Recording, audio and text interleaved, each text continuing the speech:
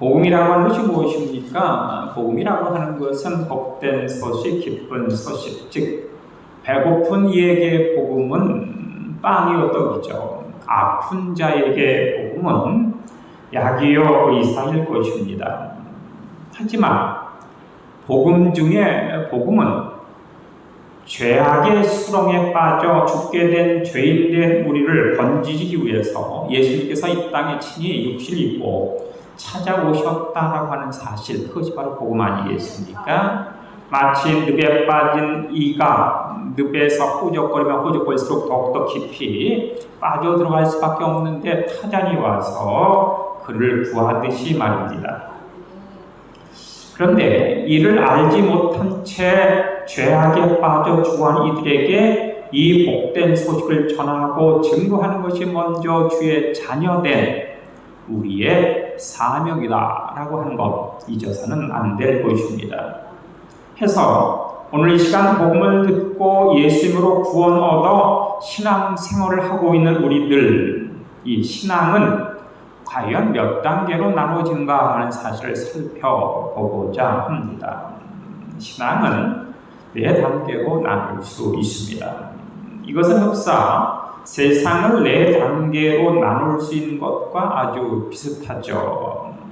첫 번째, 1차원의 세계는 선의 세계입니다. 정과 정을 연결하면 선이 되는데 이 선의 세계에 동식물이 살고 있습니다. 두 번째 2차원의 세계는 선과 선을 연결하면 면이 되는데 이 면에 사람들이 생활을 하고 있습니다. 해서 사람은 그 가치를 상실하게 되어지면 1차원 이의 세계, 이하의 세계, 즉 짐승만도 못한 세계, 바로 점의 세계, 즉 지옥의 세계로 떨어지고 맙니다. 사람이 사람답지 못하면 짐승만도 못하니 이렇게 욕을 먹는데 이 짐승만도 못한 세계는 1차원의 세계에 미친 이 1차원의 세계에 떨어진 이 점의 세계, 지옥의 세계에 해당을 하죠. 하지만 우리는 예수로 말미암아 천사도 부러워하는 4차원의 세계로 점프할 수도 있습니다. 세 번째로 3차원의 세계는 면과 면을 연결하면 입체가 되지 않습니까? 이 입체의 세계, 바로 천사들의 세계입니다. 그런데 이 천사들은 하나님의 부림을 받는 영들이기 때문에 이 3차원의 세계를 도저히 벗어날 수 없습니다. 네 번째가 4차원의 세계인데 이 4차원, 사이버 세계처럼 시공을 초월한 하나님의 영역의 세계가 바로 이 4차원의 세계입니다. 예수님께서는 성육신, 몸을 입고 2차원의 세계인 인간 세계에 오셨지만 그가 십자가의 죽음을 이기고 부활하신 후에는 문과 벽을 자유롭게 출입하는 영체가 되시지 않습니까? 바로 이 세계 4차원의 세계입니다. 그래서 우리의 목표는 우리는 2차원의 세계에 살고 있지만 점프해서 하나님의 나라, 즉 이 4차원의 세계에 이르는 것이 바로 우리의 목표다. 헌데 이는 주님의 제자된 이들만이 갈 수 있는 세계이기도 합니다. 사도 바울은 사도가 된 후에 이 4단계를 거치는 모습을 볼 수가 있습니다. 그가 사도로 일컬음을 받은 후 고린도전서 15장 10절에 보면 내가 모든 사도보다 수고한 사람이다. 내가 어떠한 사도들에게도 지질세냐 이러한 이야기를 하는 모습을 볼 수가 있죠. 1차원에 속한 그 모습을 우리가 보게 됩니다. 그런데 그의 가을 고린도후서 11장 5절과 12장 11절에 보면 내가 지극히 큰 사도보다 부족한 것이 없다라고 이렇게 소리를 치죠. 역시 1차원, 2차원에 속한 그러한 이야기를 이 바울이 하고 있는 것입니다. 그런데 5년 후 에베소 3장 8절에 보니까 나는 성도 중에 지극히 아주 작은 자다. 이러한 성숙한 차원을 이야기하고 있습니다. 나는 사도가 아니라 지극히 평범한 성도인데 그 성도들 중에서도 너무너무 낮은 자야. 이렇게 그가 고백을 하고 있습니다. 그리고 마지막 서신 디모데전서 1장 15절에 보면 그가 죽음을 앞두고 있는 상태인데 그는 이렇게 이야기를 하죠. 나는 죄인 중에 괴수다라고 그가 고백을 하는 모습을 볼 수가 있습니다. 이러한 고백, 그리스도의 완전에 이른 4차원의 고백이 아니겠습니까?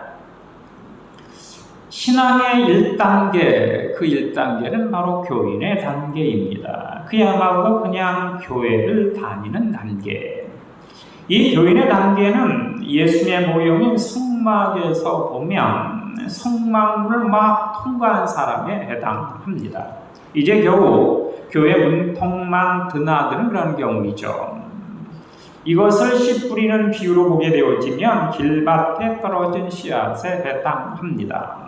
그래서 하나님의 말씀이 그 마음밭에 떨어지긴 했지만 떨어지자마자 즉시 사단이 와서 빼앗아 가버리고 마는 것입니다. 여기서 우리는 사단이 상징하는 뱀, 즉 사단이 좋아하는 속성을 살펴볼 필요가 있습니다. 그래야 사단의 공격으로부터 피할 수 있고 사단의 공격을 방어할 수 있지 않겠습니까? 뱀의 속성.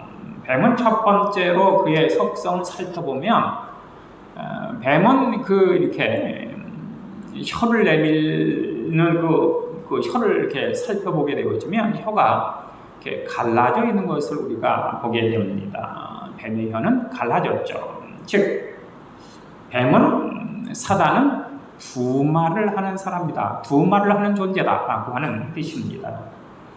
뱀의 첫 번째 속성, 혀가 갈라졌다. 이 말도 하고 저 말도 하는 두 말을 하는 이. 두 번째로 이 뱀의 속성은 뱀을 이렇게 만져보거나 뱀을 이렇게 목에 걸면 아주 시원합니다. 그것은 피가 차다라는 것을 의미하지 않겠습니까? 즉, 사단은 가슴이 차고 냉혹하다라는 것을 알 수가 있습니다. 또한 뱀은 이렇게 전혀 이렇게 적이 없으니까 아주 스럭스럭 소리 없이 다니는 존재가 이 뱀 아니겠습니까? 소리 없이 다닌다. 투명치 않고 어둠에서 은밀하게 뒷구멍으로 일처리를 한다라고 하는 것을 우리가 알게 됩니다. 또한 뱀의 속성 네 번째는 뱀에 물리게 되어지면 강한 독으로 죽지 않습니까? 즉 독이 있다. 사단은 감싸거나 용서할 줄 모른다라는 속성을 갖고 있는 것입니다.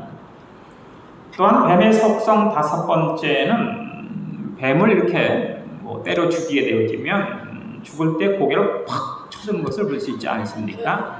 코브라처럼 말이죠. 그것은 바로 이 교만, 오기, 혈기, 오만의 어떤 존재다라는 것을 우리가 알게 됩니다.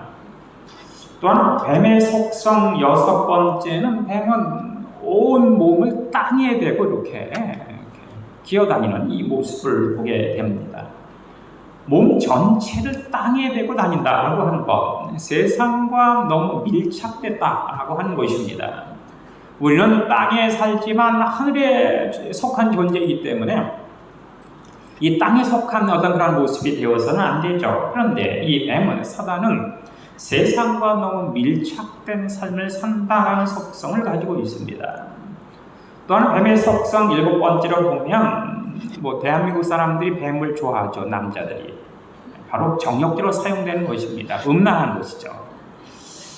여덟 번째로 뱀은 이렇게 바로 다닐 수 없이 굴통굴통하고 다니지 않습니까? 정도가 아니라 계결을 피운다라는 것을 우리가 알 수 있습니다. 우리는 가끔 생각을 할 때 왜 하필 가룟 유다일까라는 생각을 하곤 하죠. 의문을 갖습니다. 예수님께서 십자가를 지시는 것, 예수님께서 십자가에 달려 돌아가시는 것, 하나님의 뜻이고 하나님의 섭리고 하나님의 계획인데 굳이 왜 하필 가룟 유다가 그 책임을 뒤집어 써야 할까라는 의문점을 갖곤 합니다. 그런데 여기서 우리가 곰곰이 생각해 보면 그 까닭이 혹시 유다가 사단이 좋아하는 성품의 소유자가 아닐까라고 하는 것이죠. 우리는 사단이 아니라 성령께서 좋아하시는 성품이 되어야 하지 않겠습니까? 그러기 위해선 우리 신앙의 단계가 교인의 단계에 머물러서는 안 되죠. 계속 성장, 발전, 성숙해야 하는 것입니다. 신앙의 1단계는 교인의 단계이고 신앙의 2단계는 바로 신자의 단계입니다. 예수님의 십자가 보혈로 죄 씻음을 알고 있기 때문에 예수를 믿고 영접한 단계가 바로 신자의 단계입니다. 예수님을 그리스도로 믿기 때문에 신자인 것이죠. 이것이 요한복음 3장 16절에 해당하는 이기도 하죠. 하나님이 세상을 이처럼 사랑하사 독생자를 주셨으니 누구든지 예수 믿으면 멸망하지 않고 영생을 얻으리로다. 요한복음 3장 16절, 바로 이 요한복음 3장 16절에 해당하는 이가 바로 신자다. 그리고 이것을 속망으로 보면 자신의 죄를 사함받으려 짐승을 잡아 번제단에 태운 단계에 해당하기도 하죠. 씨앗 비유에서 보면 돌밭에 떨어진 씨앗에 해당하기도 합니다. 말씀이 들어와서 싹이 나기는 않는데 그만 토양과 수분이 부족해 그만 마르고 마는 결과를 초래하는 것입니다. 주변 상황에 자주 휩쓸리고 환경과 여건 가운데 이리 비틀 저리 비틀 하는 단계가 바로 이 단계입니다. 가정 환경, 직장, 사회 환경, 교회 내 환경에서조차도 신앙을 방해하게 되어지면 그 방해물에 그 장애물에 걸려서 넘어지는 단계가 바로 이 신자의 단계입니다. 그런데 우리가 여기서 기억해야 할 것이 하나 있습니다. 우리는 두 발이 이 땅을 딛고 있기 때문에 이 세상 환경에 영향을 받지 않을 수 없다라고 하는 것입니다. 이 세상의 유혹과 미혹에 그대로 노출되었다라고 하는 사실 아니겠습니까? 그런데 아주 중요한 사실은 선택받은 우리들은 주님의 택정과 구속과 인침받은 주의 자녀 백성된 우리들은 이 세상에 속하고 이 세상에 살고 있지만 우리가 진정 속한 것은 이 세상이 아니라 하나님 나라에 속했다라고 하는 것, 하나님 백성이라고 하는 것, 그 나라를 향해 나아간다고 하는 사실, 이것을 우리가 기필코 잊어서는 안 되는 것입니다. 우리가 이 땅에 살지만 이 세상에서 우리가 그렇게 삶을 영위하지만 하나님 나라 대사관 안에 속해 있기 때문에 다른 나라의 대사관이 이 나라에 있을 때 그 대사관은 그 나라의 법에 저촉을 받지 않죠. 우리도 이 땅에 살지만 하나님 나라 대사관 안에 속해 있기 때문에 이 세상이 아닌 하나님의 명령과 말씀에 순종하며 살아가야 한다라고 하는 사실을 인식하는 것이 중요합니다.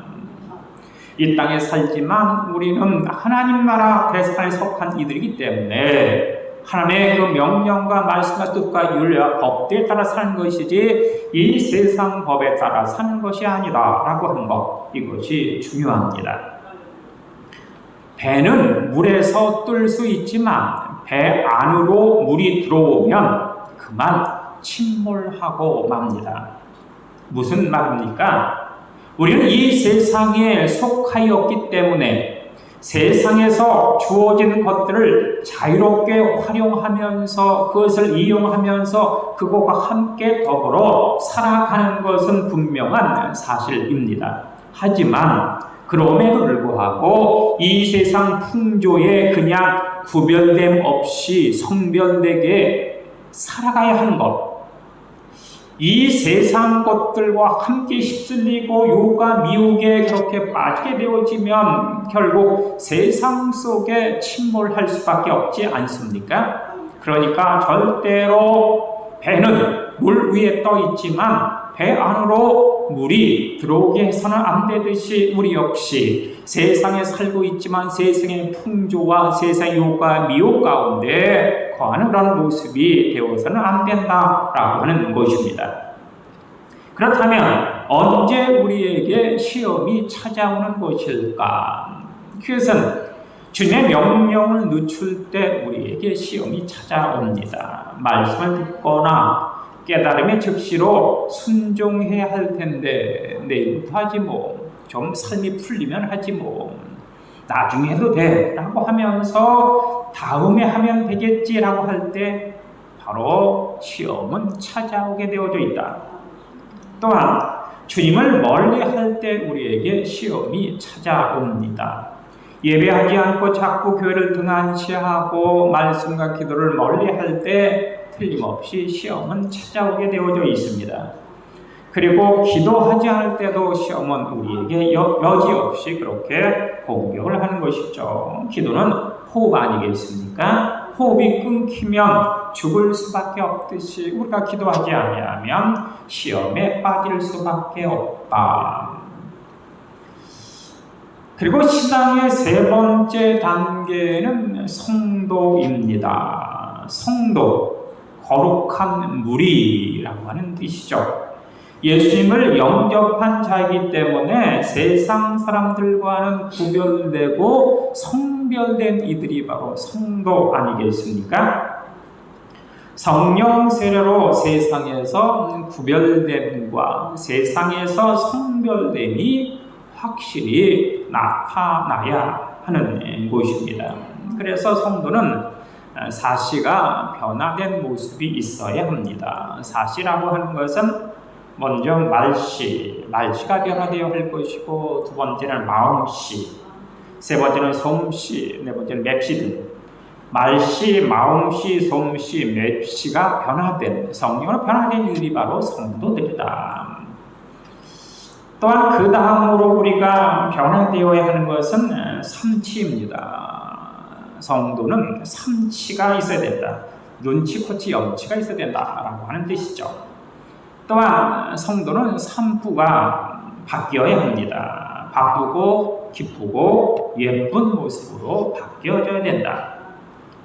우리는 주님을 믿으면 성령을 받게 됨으로 말미암아 말씨, 마음씨, 솜씨, 맵씨가 변화되고 눈치, 코치, 염치가 있고 바쁘고 기쁘고 예쁜 그런 삶을 살 수 있는데, 이 성령은 가장 먼저 우리의 마음을 변화시키죠.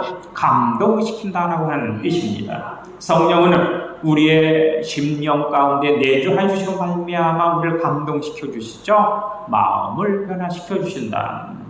또한 성령은 우리에게 임재하여 주시고 말미암아 감화시켜 주시는데, 이 감화라고 하는 것은 행동을 변화시켜 주신다라는 뜻입니다.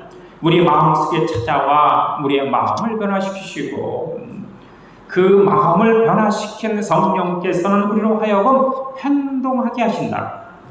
또한 성령은 내주하여 주시지 않습니까? 내주 임재, 강림하여 주시는데, 그것은 바로 늘 언제나 항상 성령께서 동행하여 주신다라고 하는 뜻이죠. 함께 하여 주신다, 같이 하여 주신다. 이 험한 세상 가운데 나 홀로 넘어지고 쓰러지고 자질하도록 그렇게 방치하는 것이 아니라 나와 함께, 우리와 함께, 여러분과 함께 동행하여 주신다, 내주하여 주신다라고 하는 것이죠. 또한 성령께서는 우리로 하여금 충만케 역사하여 주시는 분 아닙니까? 성경은 늘 언제나 항상 충만을 강조합니다. 충만이라고 하는 것은 성전에서 물이 흐를 때 발목 혹은 무릎, 허리, 어깨, 머리를 넘쳐나는 그런 모습을 쓰는데, 이 머리까지 넘쳐난 그 상태를 가지고 충만이다. 나를 이렇게 넘치는 것. 흘러서 나를 넘어서 세상으로, 사람들로, 이웃으로, 친구에게로 나가는 것. 이것이 바로 충만이죠. 즉 충만이라고 하는 것은 나눔이죠. 베품입니다. 즉 성령은 감동, 감화, 내주, 충만의 단계를 거치면서 우리에게 성령의 은사를 허락해 주시는 곳입니다. 성령의 은사, 지혜의 말씀, 지식의 말씀, 영분별 아니겠습니까? 믿음의 믿음의 역사, 능력을 행함, 또한 신유의 놀라운 권능도 바로 성령의 은사입니다. 또한 성령의 은사는 예언과 방언의 통역도 우리에게 허락하여 주십니다. 지혜의 말씀을 통해서, 지식의 말씀을 통해서, 영분별을 통해서 믿음의 역사와 능력 행함과 신유와 예언과 방언의 통역을 통해서 이 세상에 구별되고 성별된 모습으로 나누고 베풀 수 있는, 그러므로 말미암아 하나를 건설 확장하는 일에 사용하시는 분이 바로 하나님이시다라고 하는 것을 우리가 깨달을 필요가 있습니다. 그런데 성령께서 우리에게 이렇게 성령 은사를 주신 까닭은 무엇이겠습니까? 그것을 가지고 자랑하라고, 교만과 자만하라고 하는 것이 아니라 주님의 택함을 입은 권세자가 되라라는 것을 의미합니다. 너는 더 이상 이 땅에 속한 자가 아니라 나의 권세자가 되었다라고 하는 것을 의미하는 것이죠. 권세자라고 하는 것이 과연 무엇입니까? 권세자를 설명할 때 지금 고속도로를 자동차가 150km, 200km, 300km로 막 질주하고 있습니다. 그렇다면 이렇게 빠르게 질주하는 자동차를 과연 누가 세울 수 있겠습니까? 혹시 마술사나 차력사가 그 자동차를 세울 수 있을지도 모르죠. 하지만 이런 자가 세웠다라고 하면 그는 괴력자일지언정 권세자는 아닙니다. 엄청난 속도로 300km, 400km 아우토반을 달리는 자동차를 세울 수 있는 이는 딱 한 사람이죠. 바로 교통경찰입니다. 교통경찰은 빨간 봉 하나로 그 차를 세울 수 있습니다. 이 교통경찰은 그에게 능력이 있거나 괴력이 있기 때문이 아니지 않습니까? 정부에서 준 권세가 있기 때문에 그 차를 세울 수 있습니다. 즉 권세자가 되었다라고 하는 것인데, 즉 성령의 인침을 받은 성도는 하나님께서 은사를 주시고 말미암아 하나님의 권세를 주셔서 권세자가 되게 하셨다라고 하는 것, 이것을 우리가 알게 됩니다. 이 성도의 단계는 성막으로 보면 물두멍을 통과해서 깨끗하게 씻겨진 구별된 단계로 삶 속에서, 생활 속에서, 인생의 여정 속에서 말씀을 행하고 말씀대로 살고 말씀의 열매를 맺는 그런 단계입니다. 그리고 씨앗의 비유로 치게 되어지면 이 성도의 단계는 가시떨기 밭에 떨어진 단계에 해당하기도 합니다. 말씀을 먹고 싹도 나고 자라기도 하였습니다. 그런데 안타깝게도 그만 환난과 역경과 고난과 주변 환경 속에 그만 굴복하고 마는 그런 단계라고 하는 것이죠.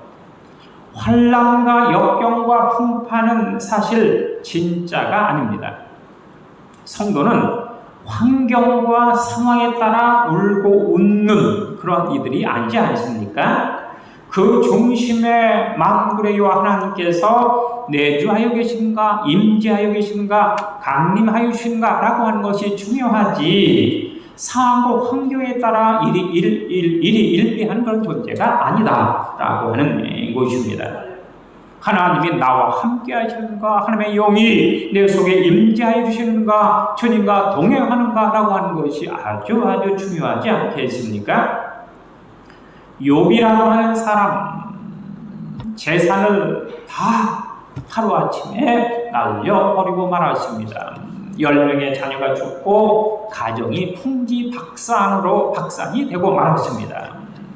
또한 건강도 다 잃고 말았죠. 그가 온몸에서 악창에서 고름이 이렇게 나기 때문에 고름을 짜내기 위해서, 뽑아내기 위해서 잿더미에서 몸을 뒹굴고 몸이 어찌나 가려운지 손톱으로 몸을 긁으려 하니까 긁어질 수 없어요. 손톱이 없어 결국은 기와장으로 몸을 긁는 그런 아주 비참한 단계에 그가 처하고 맙니다.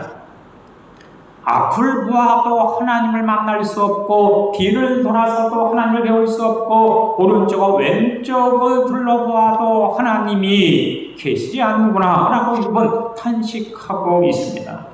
이 정도로 그의 환경과 여건과 상황이 최악으로 그렇게 추락하고 말았지만 그럼에도 불구하고 그는 환경과 상황 가운데 그가 전전긍긍하지 않습니다. 그럼에도 불구하고 내가 한 가지 알고 있는 것이 있으니 하나님께서 나를 단련하시기 위해서는 나를 순금으로 정금으로 사용하실 것을 내가 알고 있다. 이렇게 욥이 외치고 있는 것입니다. 사도 바울 역시 마찬가지 아닙니까? 그는 하나님 나의 가시를 뽑아주십시오. 나의 이 엄청난 아픔과 고통을 제거해 주십시오 라고 그가 수없이 기도하였지만 하나님께서 그에게 말씀하십니다. 네 은혜가 네게 족하다 라고 말씀하시면서 이 사도 바울의 가시를 해결해 주시지 않았습니다. 사도 바울의 가시, 그가 다메섹 도상에서 강한 빛을 쬐기 때문에 그가 평생 앓고 산 가시는 안일이었을 것이다 라고 이야기하죠. 어떤 이는 또한 이야기합니다. 바울은 간질이 있어서 질랄병에 걸린 사람이야.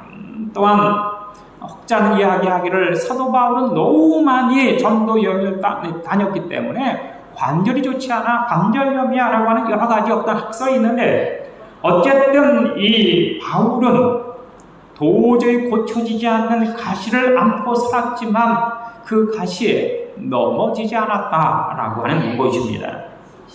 성경이라고 하는 것은 지식이 아니라 양식 아니겠습니까? 양식이라고 하는 것은 먹지 않으면 살 수 없다라고 하는 것입니다. 세상을 살 때 성도 역시 물질이 부족할 때가 있죠. 여러 가지 어떤 돈이 모자랄 때가 있습니다. 그런데 우리가 여기서 기억을 해야 할 것은 내가 세상을 살면서 부족한 것은 물질이나 돈이 아니라 바로 믿음이 부족한 것입니다. 그래서 성도는 날마다 일일신 해야 합니다. 날마다 새로져야 할 것이고 날마다 일합되어야 하죠. 날마다 말씀을 배워야 하고 일친 날마다 하나님의 나라와 의를 향하여 그렇게 달려나가야 하는 것입니다. 주님 우리에게 말씀하시죠. 구해라, 에스크, 요청해라 라고 하는 것입니다.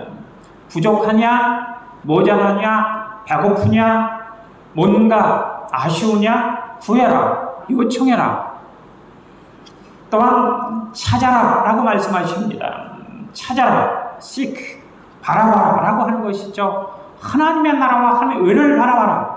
왜 바라보지도 않고 구하지도 않고 없다고 배고프다고 그렇게 아쉽다고 그렇게 난리를 피느냐.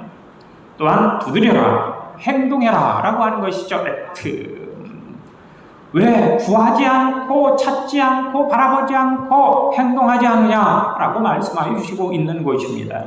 우리에게 부족한 것은 물질이나 돈이 부족한 것이 아니라 믿음이 부족하다라고 그렇게 우리에게 조언하고 계시는 것입니다. 사람들은 누구나 세 가지 생활을 합니다. 가정생활, 직장생활 혹은 사회생활, 이 세 가지를 누구나 하지 않습니까? 그런데 말이죠. 성도들은 한 가지 더 생활을 합니다. 가정 생활도 하고 직장도 다녀야 하고 사회생활도 해야 하지만 교회 생활을 하나 더 하게 되어져 있습니다. 그래서 성도들은 무엇보다도 부지런해야 하는 것입니다. 그것은 후에 하나님 심판대에 설 것을 준비하기 때문이죠. 하지만 불신자는 그런 준비의 삶이 없기 때문에 심판의 과정도 없이 그만 1차원 이하의 세계인 지옥으로 떨어질 수밖에 없는 것입니다. 가정과 직장, 사회, 교회 생활 바쁘지만 그럼에도 불구하고 주님과 함께 더불어 우리가 삶을 살아갈 때 그 속에 기쁨과 희망과 소망과 꿈을 걷고 우리가 행복한 삶을 이어해 나가는 것입니다. 또한 신앙인의 네 번째 단계, 그것은 바로 제자의 단계입니다. 오늘 본문처럼 영혼을 구원하는 단계가 바로 제자의 단계입니다. 주님의 거룩한 자들은 제자로서 복음 전파의 사명을 감당해야 합니다. 요한계시록 14장 14절, 요한이 환상을 보았는데 예수님께서 낫을 들고 계셨습니다. 추수 때가 되었기 때문입니다. 그런데 예수님께서 낫을 옆에 두고 계시거나 혹은 그것을 낫을 갈고 계시는 것이 아니었습니다. 여차하면 휘두르기 위해서 들고 계셨다라고 하는 것이죠. 이것은 영원 구원의 긴박성을 우리에게 보여주고 있는 장면입니다. 주님의 재림과 개인적인 종말과 심판의 때가 되었다라고 하는 것을 상기시키는 아주 섬뜩한 모습 아니겠습니까? 지금 온 지구가 기상이변으로 그렇게 앓고 있습니다. 남극과 북에서 빙하가 녹아내리고 이 지구상의 온도가 1.5도, 2도 막 높아지고 이러한 상태로 가게 되어지면 지구가 어떻게 될지 아무도 장담할 수 없다고 하지 않습니까? 과학자들이 이우동스럽게 이야기를 하고 있는 것입니다. 그러니까 진정한 크리스천은 주님의 제자로서 주의 마지막 명령인 땅끝까지 이르러 증인이 되어야 하지 않겠습니까? 이것은 성령의 9가지 열매를 맺는 단계이기도 합니다. 사랑의 열매, 희락의 열매, 화평의 열매, 자비, 양선, 인내, 온유, 충성, 절제의 열매를 우리가 맺어야 합니다. 성막으로 보면 떡상에서 말씀을 먹고 등대로 가서 빛된 생활을 하는 것입니다. 교회에서 하는 말씀을 삶의 현장에서 실천할 뿐만 아니라 그걸 증거하고 전도함으로 말미암아 주어진 영혼을 구원하는 단계, 바로 이 네 번째 제자의 단계이죠. 씨앗의 비유로 보면 좋은 밭에 바로 말씀을 심어서 100배, 60배, 30배 수확을 남기는 축복의 단계이기도 합니다. 주님의 심판대 앞에 결과는 자명합니다. 징벌이냐 상급이냐 혹은 지옥이냐 천국이냐. 나는 새가 알을 깨고 나온다라고 하지 않습니까? 제자는 한 세계를 포기할 줄 아는 자입니다. 그건 이 땅을 포기해야 또 다른 나라, 하나님 나라를 우리가 얻을 수 있기 때문이죠. 예수님께서도 승천하시기 위해서 자신의 육체를 십자가에 내주는 포기의 과정을 통과하셨습니다.